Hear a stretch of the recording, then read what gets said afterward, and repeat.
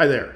I'm Jesse Cannon, and I'm one of the hosts of My Point Four Cents. And we were so excited about one of the conversations we had when we were first starting to play around making these episodes that we wanted to give you all a special preview before our first episode. So here's a discussion of whether you should promote your music using Facebook ads or not. Anyone who's not using ads to market their song is basically looking at a crucial way to grow your streams and just kind of completely turning the other way and making themselves look foolish.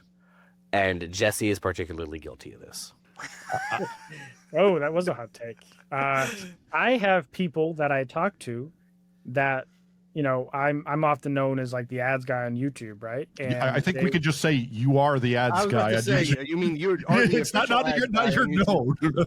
no. You are the guy. They'll be like, they'll think that Jesse and I like hate each other or something because they're like, he talks about how Facebook ads are dumb or something, and then I'm usually like, well, you know, I've talked to Jesse like a bunch, and like his opinion is actually a lot more subtle than that. I think he might just do that because on the internet you kind of have to have a hard stance on things if you want people to take you seriously, and so yeah. I would go less hard stance that I'm doing because I'm not doing that. But what the problem becomes is when I don't put every one of the 1 asterisk, 2 asterisk, 3 asterisk, 4 asterisk, 5 asterisk every time I discuss it, it then gets the context gets blown away.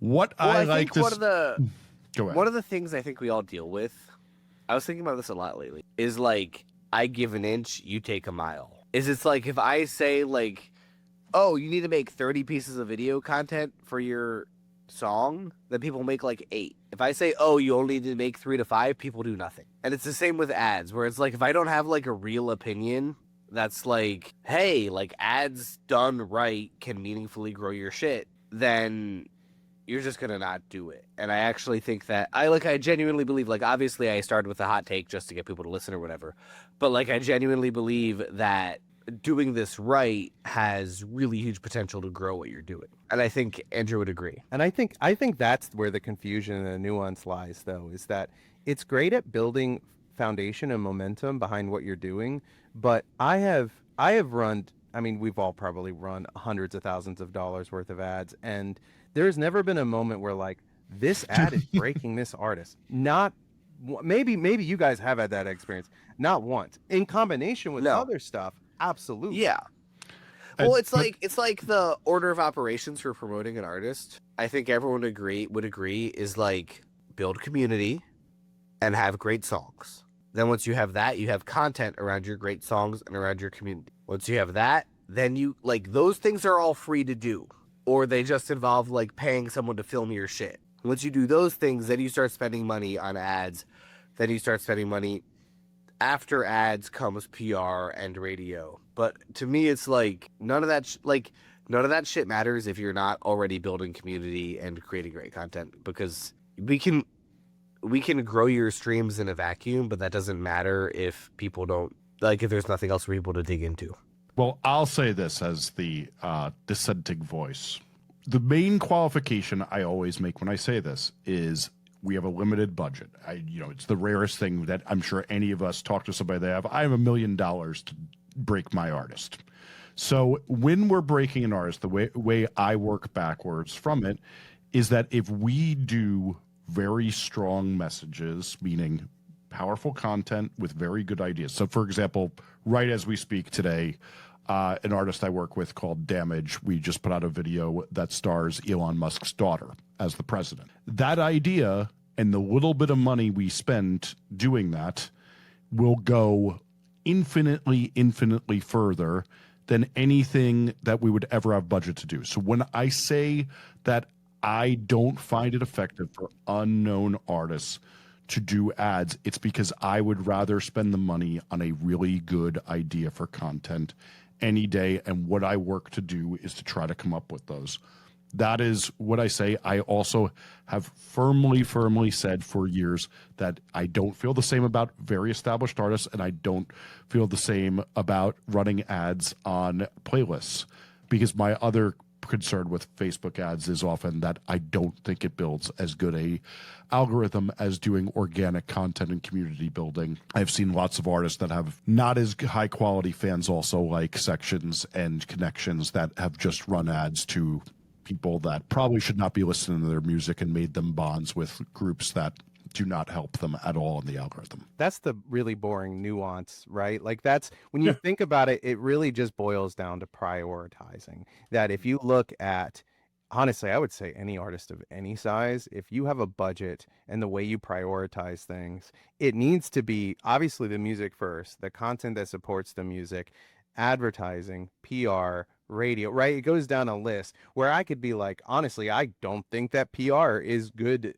at all. Like for pretty much an artist that's under 1 million monthly listeners, I think it's a waste of time. But if Hard you agree. came to me with $1 million, at some point we have to spend money on PR because you can't spend $1 million on content or ads alone. But that's It your also budget. helps if you're trying to build some of the industry stuff. Yeah. Like it can help if you're trying to book shows in certain aspects or do certain things. Having But that prep like, help. does it? Like Okay. genuinely, like I just feel like It doesn't get you fans, but it can help I, you. I understand PR doesn't get you fans, but what I'm saying is I help book festivals and help, sign art. I do A&R and I book festivals and I do all the things that a lot of unsigned artists want. I can't really think of a press placement that would really make me excited if that artist also had 500 Spotify monthlies and 1,000 Instagram followers and 30 likes on each post. I'm going to come in real hot here. I think this may actually be about to be changing. So what's really, really interesting, Ben Smith, who is the head of Semaphore, the news site, he used to be the editor of BuzzFeed at its heyday, very smart media guy, pointed out that the reason, and I should say many people won't know this, but I get pitched all day for podcasts at whether it's Rolling Stone, Daily Beast, or my other properties. One of the main reasons publicists are having a big comeback is because what ChatGPT, which is becoming the biggest search engine in the world, draws from is articles. And if you are not in press, you do not come up in ChatGPT. So now all these publicists have figured out, I can finally have a way to keep paying my mortgage because I can get you into search chatbots by getting you media placements. I want to add to that though, because I do think that they're starting to get smart. I mean, I haven't heard about that, but the thing that a lot of my publicist friends are getting smart about is realizing that the tastemakers on social platforms have also become the new outlets. So instead of Yeah. pitching Rolling Stone, they're pitching Country Minute, right? Especially in the country world, we will feed news. We did a shoot downtown with Snoop and Ernest, and we had some people hang out in the wings and just take video, like iPhones, like they were just random people, and we sent it directly to a bunch of country like newsfluencers, and they immediately started sharing it. And so to me, I don't understand why publicists haven't jumped on that sooner. It's like, hey, I've got a whole list, because in their mind it's like influencer marketing, but it's not. It's publicity, because they're not influencers. They're reporting on news, music news. This is what's interesting, right? Because it's like, I don't know about you guys, but like, so A, you are correct that the new music journalists are just TikTokers or Instagrammers in the formula laid out by the Shade Room. What I was trying to say is, we were trying to say that music journalism is losing a lot of value. Dustin put a limit of 1 million Spotify monthlies. I think that's accurate depending on the genre. I think the more important thing to understand is that for me, music journalism is not where you discover new artists. It's where you build relationships with artists you already like.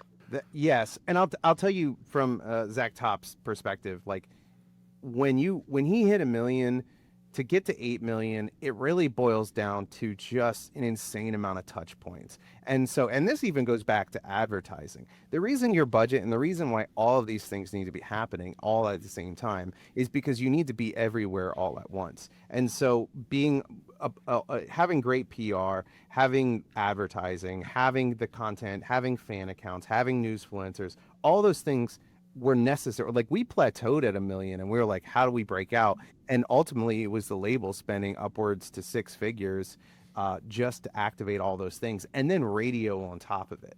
And so to me, advertising's such a great way to get to that million, but beyond that, it sort of just is a tiny piece of the puzzle. Yeah, you can't. Well, I don't want to say you can't, because I do know people have done this, but you typically aren't going to go from zero to massive multi-million monthly listener artist with just running ads and not doing anything else. I know people who have done it, but it's like the vast minority. And they still have great music, and they're releasing music consistently, and they're still releasing social media content. And then, yeah, but typically it's a piece of the puzzle. And a lot of artists that start ads from scratch, they plateau at some point because they hit their capacity with we're spending this much, we're only getting this traction, they're losing people the same amount they're gaining them, essentially. Yeah. And it's well, you need to do something else. You either need a song to just pop off the algorithm, or you need to start getting better content, picking up the social, start touring, start networking, collaborating. When you've seen an artist really level up, what is their monthly spend? To level up to what? Like if you're saying they got up to 1 million monthly listeners through doing it's all over the place. I mean, I know one artist that has, over the course of the last year-ish, gone from 0 to, I think it was 900,000. And he has an investor, and I believe he's spending 5 to 10K a month, I think. And how often are the single releases? He goes through cycles when he has an album or whatever, and he's doing every 4 to 8 weeks kind of a thing. He's playing shows in New York regularly, and I think he did a tour recently across the whole country, and he posts great content. He makes great music. So he's doing all the things too. But he was also running 5 to 10K of meta ads to his stream it, right? And this is just talking about streaming promotion too. About 5 to 10K of ad spend per month to go from essentially not 0, but a couple thousand monthly listeners up to 900,000 or whatever. But here's the real question. How many tickets is he worth? No idea. I know that he plays shows a lot. He just went on a countrywide tour, but I just don't know the details of his shows. Matt, are you suggesting, though, that the ads don't build the kind of listeners into fans that are required to sell tickets? Jesse and I had a conversation about this a few weeks ago. There is a digital social divide where there are artists who can, to quote Dan Carlin, punch above their weight class in terms of... You listen to Dan Carlin, Andrew. I know. I have no idea. Hardcore History? You do not listen to Hardcore History? That's my favorite podcast. I don't even know what that is. Okay. Certain artists can punch above their weight class. I know George Carlin. I don't know. Dan. I know artists with 30,000 Spotify monthlies who are worth 1,000 tickets in New York. I also know artists with 1 million Spotify monthlies who are worth 150 tickets in New York City. New York, just as a random market, just the U.S. market, I know best, having lived there for 10 years, right? And I think that there's a digital social divide. I see artists who have really good streaming love because they got on the right playlist, but they're not selling merch online. They're not playing shows to more than 100, 150 people. They're not getting huge shots to tour or whatever, right? Because there's a couple things that happen. One, certain artists are this is what Jesse and I talked about, and I'm sure Jesse's going to chip in after I finish. But certain artists are sort of playlist artists. They get songs that hit a certain couple, 3 playlists where it gets a lot of streams and it's cooking, but it's not really, it's passive. It's the same reason that none of us really believe in selling to buying your way onto curated playlists, because those streams go away as soon as you get kicked off the playlist, right? And so you see these artists who are playlist artists, and they didn't even pay their way on. They got on to the indie pop playlist for 3 months, and they got literally 1 billion streams in some cases, and then it went away, right? I see this happen all the time. Artists who stream really well can't sell merch for shit because they haven't built the physical side. And you see this happen again and again and again. And on the flip side, you see artists who don't have a ton of Spotify monthlies, who do insane merch sales.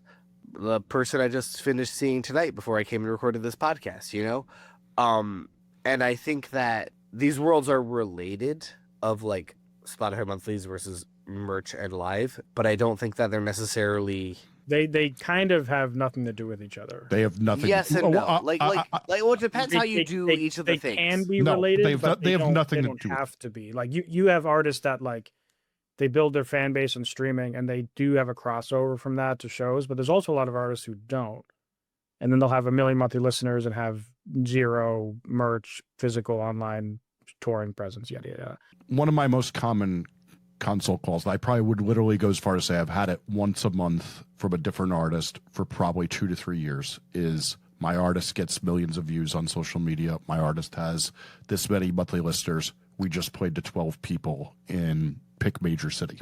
And it's not like a one-off. It's that this is what's happening, is that there's a lot of artists who the relationship does not go deep with. And that is a real thing, is that, it's one of the reasons that I really do think that, like, the storytelling thing, well, it's like the oldest cliche in the book, and like the thing about that you have to understand yourself, it often does go far. There are exceptions. Like last night I was literally studying this artist, Eka Vandal, who refuses to have a bio, who doesn't really tell anything, but has enough enthusiasm that they just opened Limp Bizkit's European tour and like can sell out shows themselves.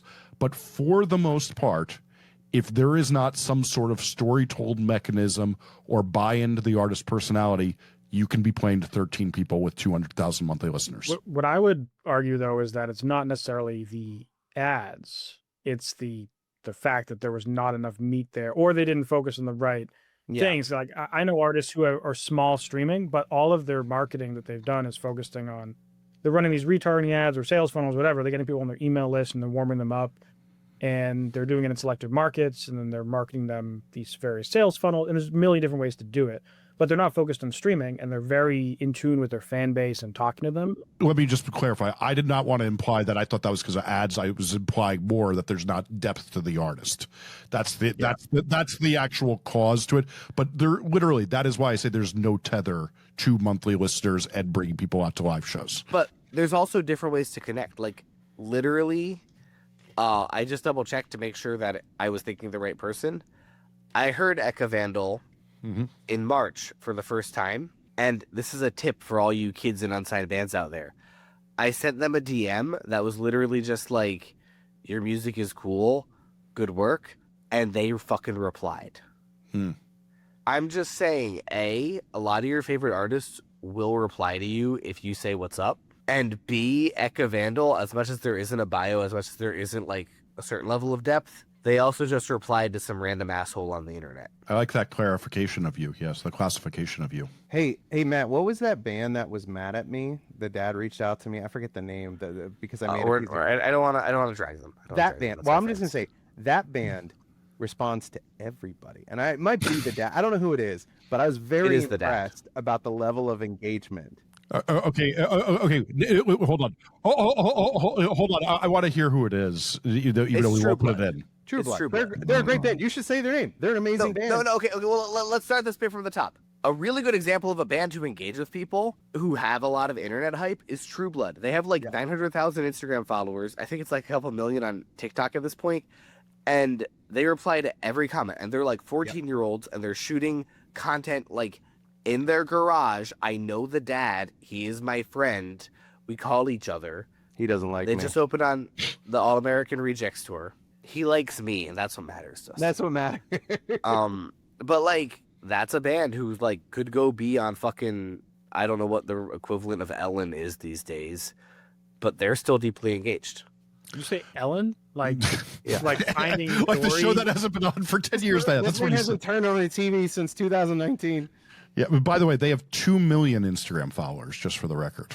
On a related note, like I met an artist with 10 million TikTok followers. I met a few with like 1 million, 5 million, whatever. But this guy had 10 million, doing like a music related thing on his TikTok, doing covers is how he built his 10 million audience.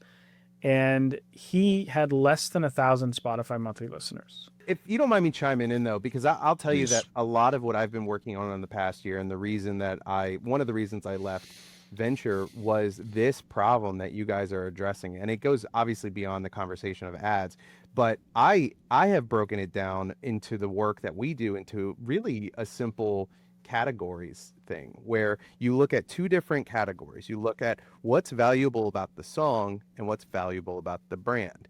And the more powerful those values, the more it's weighted one way or the other. If the song's fantastic, but the values around the brand suck, you're going to have passive listeners. The other way, right? If your brand is amazing, but your songs suck, they're going to like you, but not your music. And so that's the challenge. And really the solution is just simply putting pen to paper and understanding what's valuable about your brand. True Blood is their community. They're building community through communicating with people. There might be that aspect to the garage band, which builds maybe nostalgia. Same thing on the music side. Is it the kind of music you're screaming in your car as you're driving down the road? Is it the kind that tells stories that you want to also self-express? At the end of the day, if you can figure out those things, you can even it out, if it's one way or the other. I have a sign on my wall, Matt Seed, in my office. Weak messages create bad outcomes. And that's the opposite of it, is that the strong messages create good outcomes. I'm just being negative. I'm going to put that on my wall. That's pretty good. It's really good. It's it's tattooed on Matt Healy from the 1975's arm. I think about that. I just got back from seeing Steve Von Till from Neurosis.